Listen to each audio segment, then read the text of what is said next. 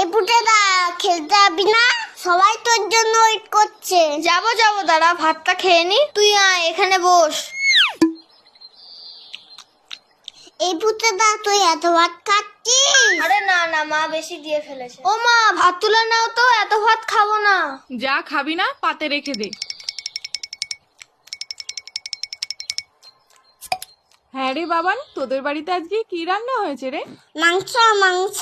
তাহলে পুটে আজ দুপুরে মাংস ভাত খেতে যাব বাবানের বাড়িতে, কি বলিস? কেন তোমাদের বাড়ির রান্না হয়নি?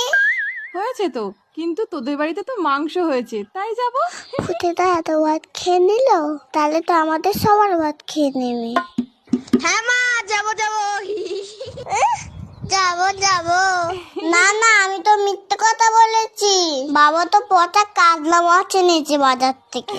আমি এখন যাই, সবাই আমাকে খুঁজছে।